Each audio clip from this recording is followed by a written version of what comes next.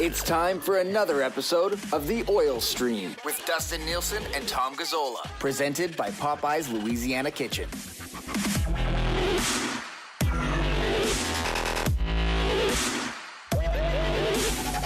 What's going on, everybody? Happy Wednesday night, and welcome to another episode of the Oil Stream, brought to you by Popeyes Louisiana Kitchen.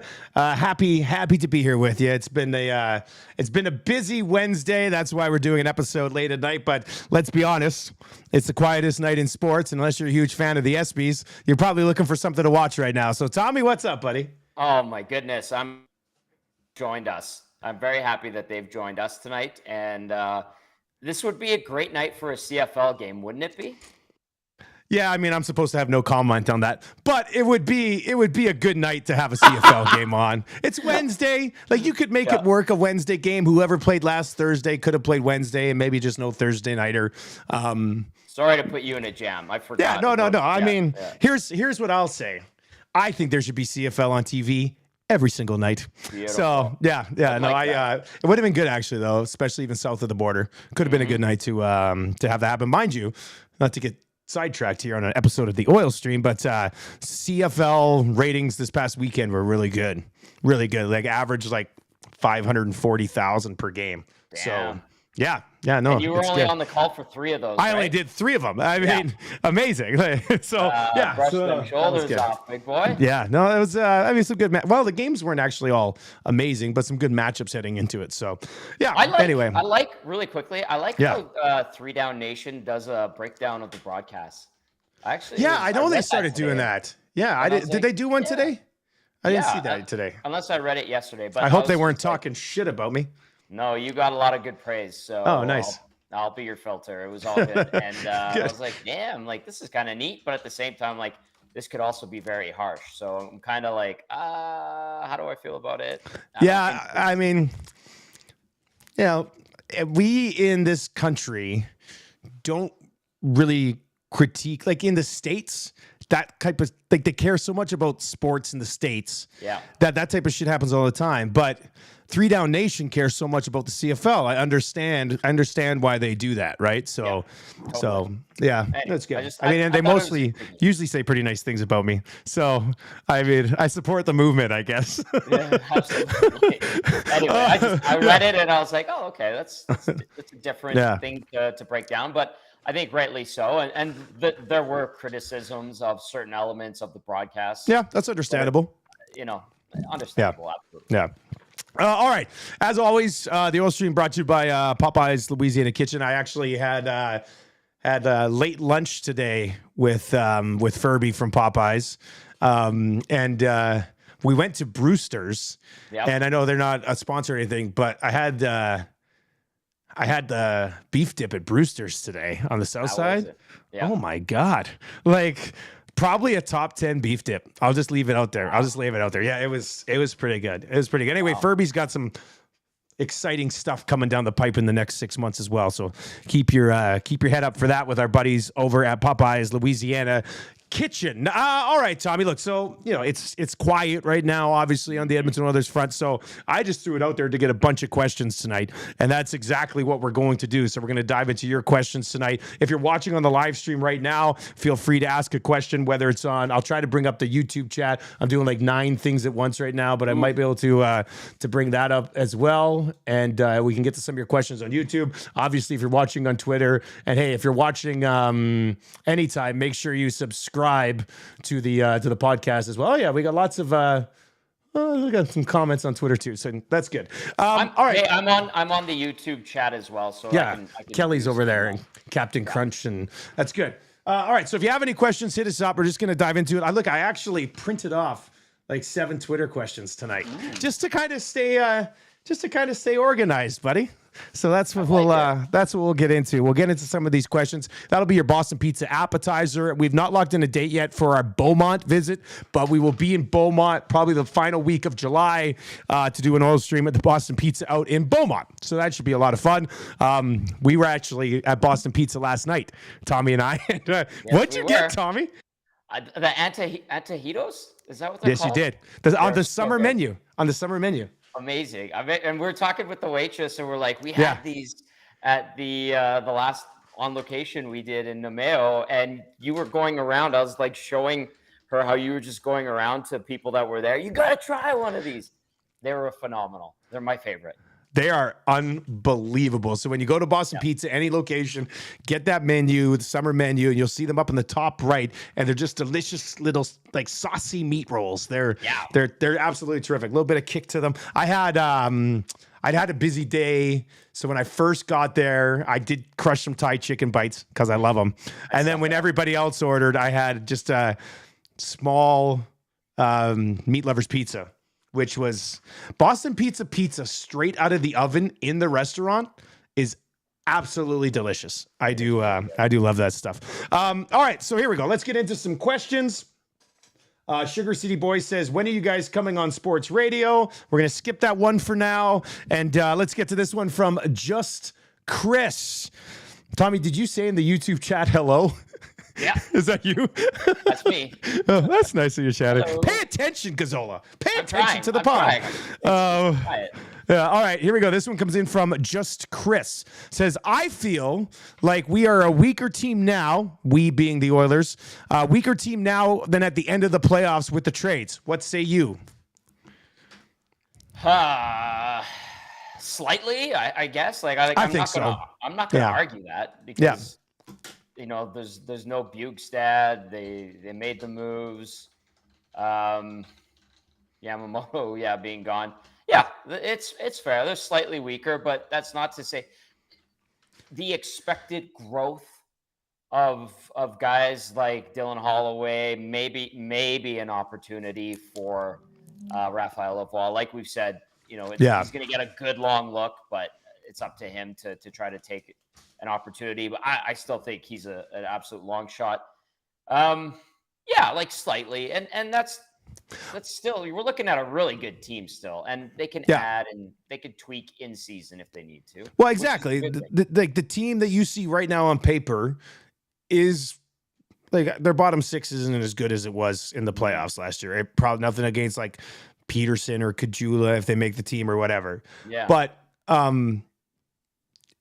I think with deadline additions again, this team could end up being even better than the one we saw in the playoffs last year, right? That would be the end goal of this entire thing. So if you do think the team right now is weaker, I think it makes sense. They traded a couple guys. They lost Bjugstad, and they've really only added Connor Brown of significance, right? So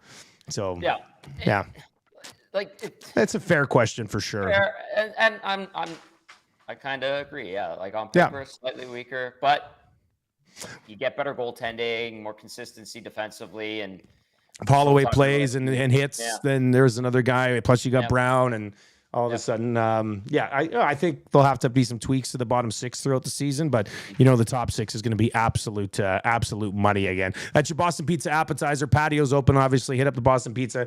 Try the whatever we're calling them, the atahitos or whatever. They should have just called them spicy meat rolls. It would have been a lot easier to remember, buddy. But it's a fun name. Like when I immediately saw them, I was like, I'm having those. Yeah. and I also had twisted teas out of the tap, which was great. You had a twisted tea on tap? Yeah, it was carbonated too. I really liked it. It was very good. Yeah, they had it on tap yesterday. Really? Yeah, it was a nice hot day, and I'm not doubting you. I remember seeing your drink, and I was like, "What is this guy drinking?" Because Awanik was just drinking regular iced tea for a bit. Then he had a Corona, because he's a big fan of Fast and the Furious movies. All right, here we go. This one comes in from Matthew Hicks on Twitter. If McLeod prices himself out of Edmonton, what should the plan for 3C be? Tommy, he's not pricing himself out of Edmonton. I wouldn't think he has the leverage to. No. Right? Like. Yeah. He could ask for the moon, but even if they get to arbitration, like I think he might even take a hit. So he didn't make a lot of money last year, but I think like it would be a painful wake up call, I suppose is a fair way to describe it, because he hasn't really built up this strong body of work to say I deserve more than he's not pricing himself out of the third line center position.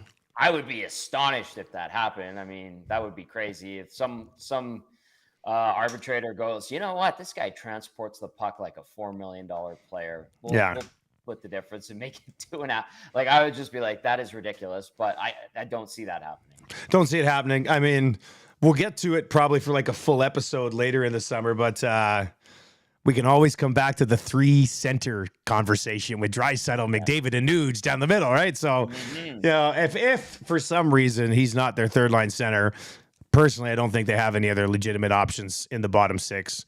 True. So, I mean, you might have to go Derek Ryan's not a third line center. He could be a fourth line center, maybe, but still not ideal in those situations. I know they can play center, but they're not being third line centers. No chance. No. So they need McLeod to have a good season, and they need him to come in at a reasonable number, which I think he will. All right, let's go. Who's we got here? Hockey Junkie 97 on Twitter asks, would you rather have Klim Kostin at 2x2 or Fogle on his deal at third line left wing? Great question. That is a good question. Yes. Man, I really like the player Klim Kostin can be. It's just consistency is the issue.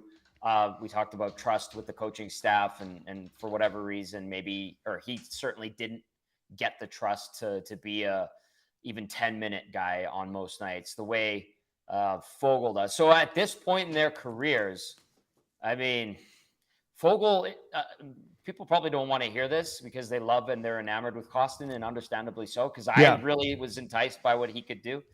But I think that Fogle, if he's playing the way he did in the last 20 games and even in the playoffs, although he didn't put up many points, he's probably the better option, although the price point's not great.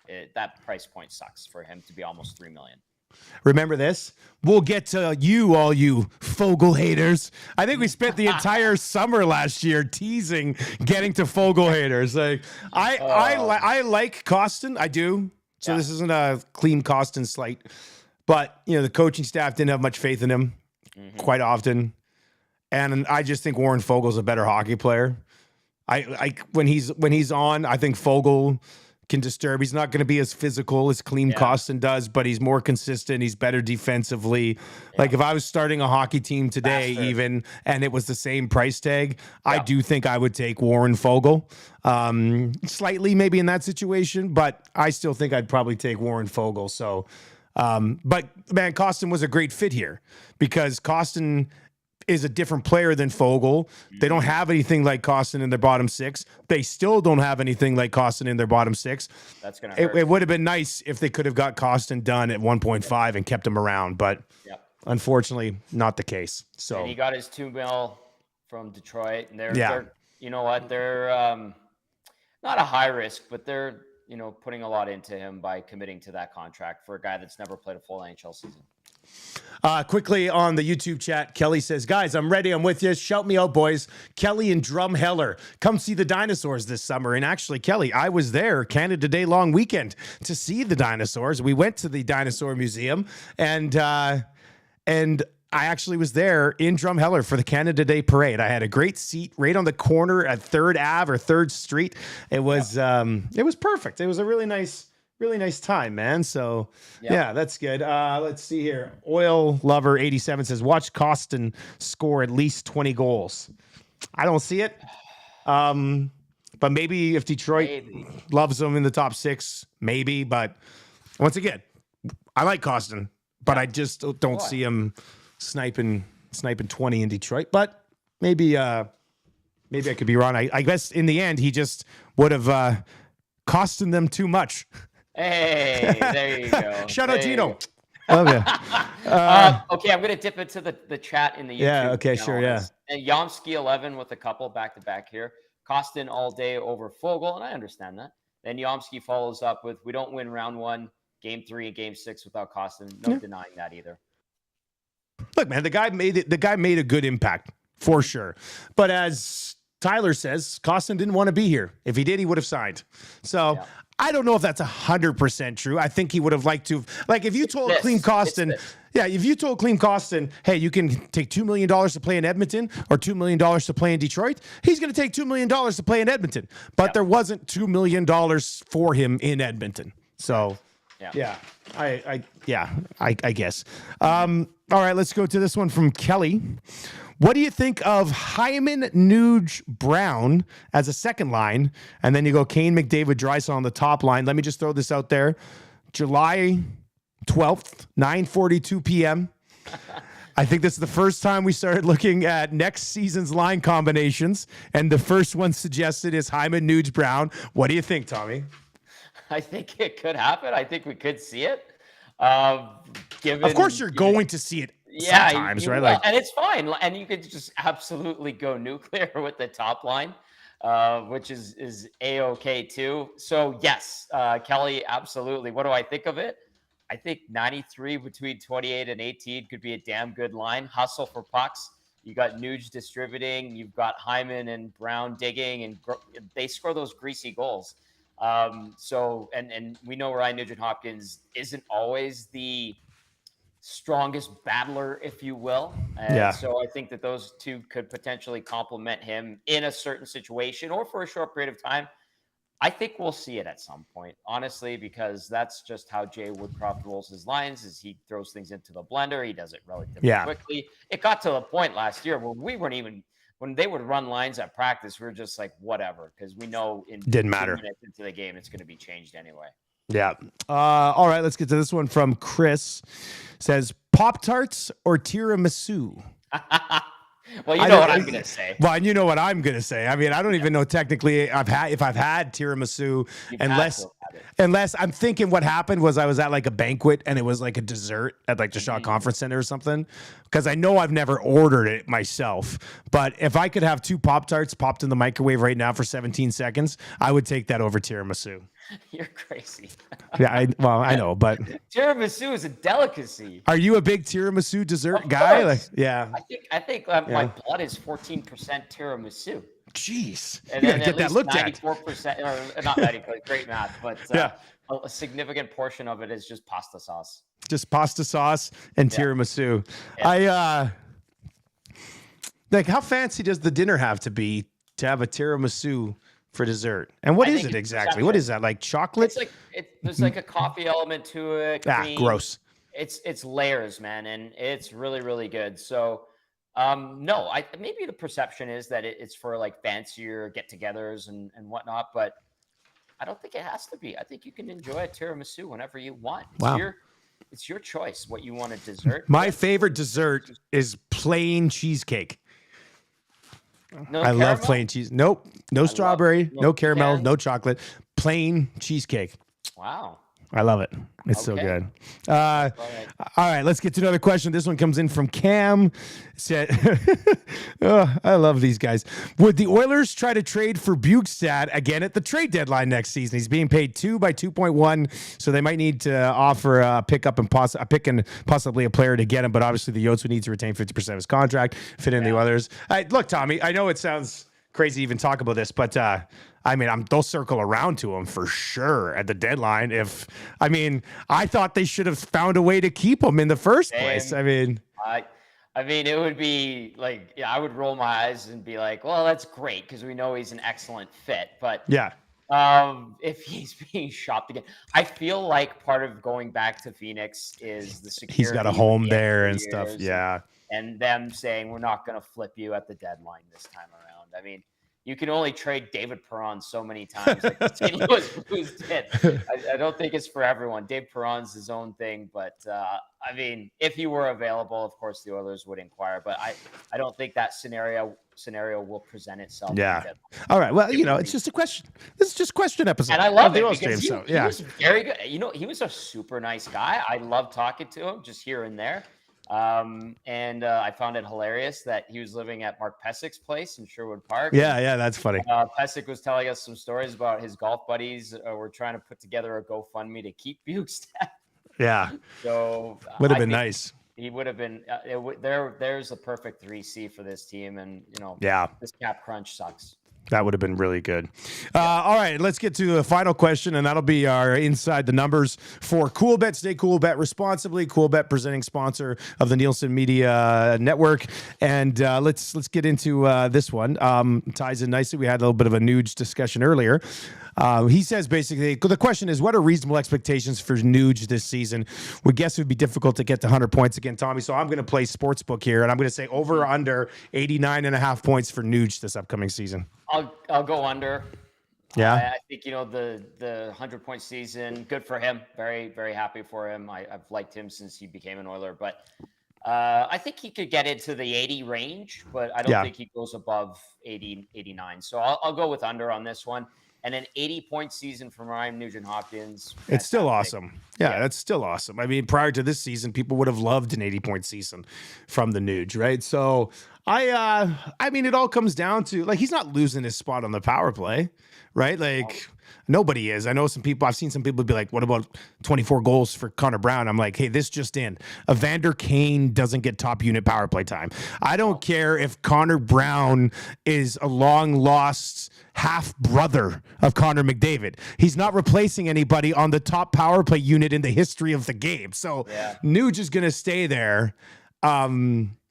And I think, if that power play is even close to as good, I think Nuge could hit low 90s. I think he could hit 91, 92. Like, if I had to set the odds on it, I'd probably say like 70% chance it's under 89.5. But I'd do a little 30% sprinkle on him topping 89.5 again, if the power play is as ridiculous as it was this past year. Ridiculous. So I hope, for the sake of the team, the fan base, a 90-plus point season for Ryan Nugent-Hopkins, fantastic. I mean, and then if you want to consider price point too, like, you don't get a lot of 90-point guys at $5.5 million per year. And then I think realistically and expectedly, he should hit 80. I think that's a fair bar to set for him. But you know what? If he's thinking he needs to hit 100 again and he strives for it, fantastic. And if he can get anywhere close, that's just a bonus.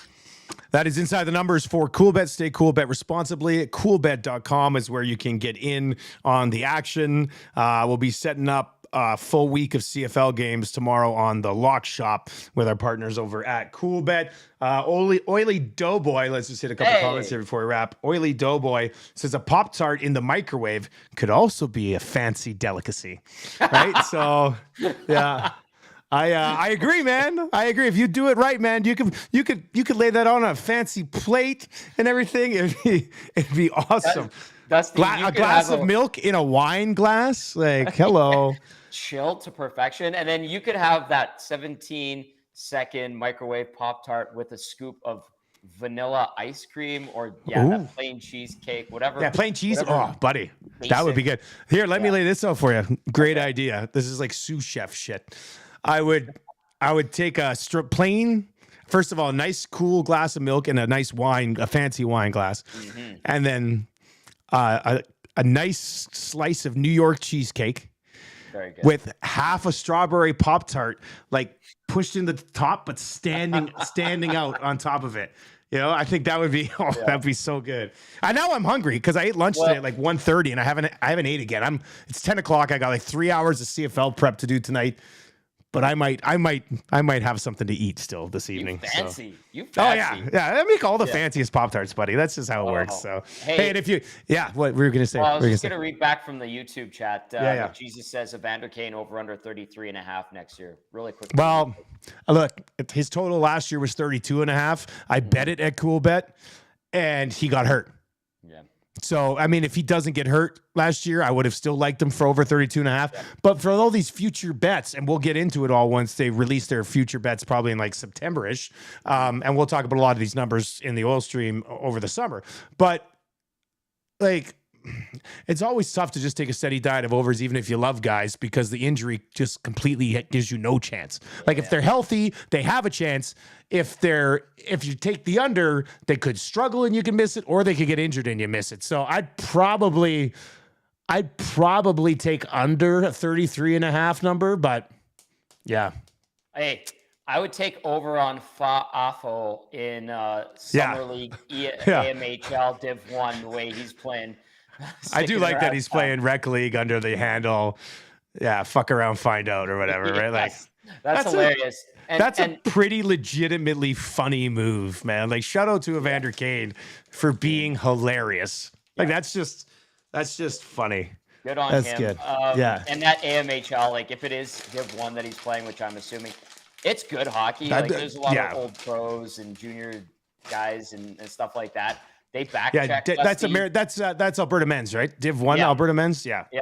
We played it. I think our team got in there for one summer and maybe part of winter season. And it sucks because everyone tries really hard and they block shots. They stop and start, no TV turns.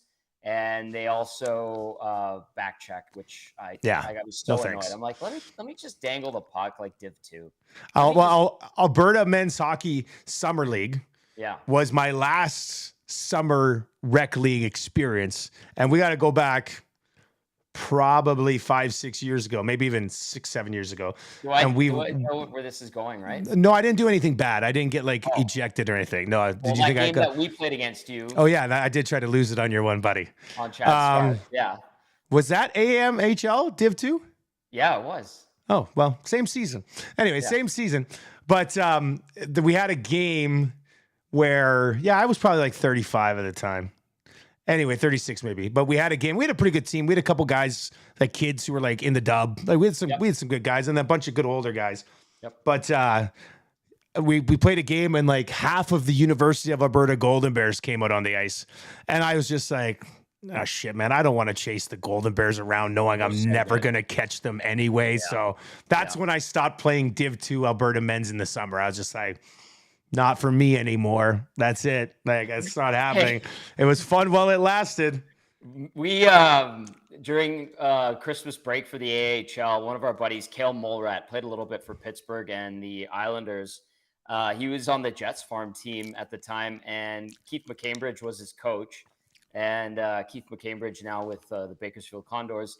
Keith sent all the players back to their hometowns for Christmas break with their gear. And he said, you guys need to skate. So he came out and played with us, and he was paired up with me and my good friend, Brett Nakadichny. And we led junior B in scoring like 20 years ago. Like we were good together. And Nax and I with Mulrat down the middle, I think we had like 14 points combined. I was just like, wow, we're still good, Brett. And he looked at me, he's like, no, the Rat is still good. We suck. That's not Brett we played with in that tournament. That wasn't your buddy who was there in the tournament at the end of April. No, different No, guy. okay. All right, okay, yeah. But the Mulrat, just give him the puck and then get open, and you knew you were scoring, or just give it to him. It's nice to have guys like that on your team, isn't it? It's the best. And we were just brimming like with the biggest, shit-eating grins and most confidence and swagger, and we're like, hey, maybe we're still good. And Max just looked at me, he's like, no, Mulrat's good. Yeah. You just got to accept it, right? Yeah. It's like anybody who plays with Connor McDavid. Like, you're good, but you're not that good. Like, let's be honest. Connor McDavid's the guy. What are we doing here? You might make a good play, but no, it's not you. Yeah. It's definitely the other guy. All right, that's going to do it for another episode of The Oil Stream, brought to you by Popeyes Louisiana Kitchen. Hey, you want to get fancy? Why don't you order in a little DoorDash, Skip the Dishes, Uber Eats of a delicious Popeyes chicken sandwich. You can't go wrong with that. That should be pretty good. Tommy, we will talk to you later in the week, my man. Get us out of here. All right. As always, thanks for tuning in, and like, share, subscribe. Again, emphasis on YouTube. That's going to be very, very big. It already is important, but it'll continue to be. And for Nielsen, I'm Gazzola saying we out. Smash that thumbs up button.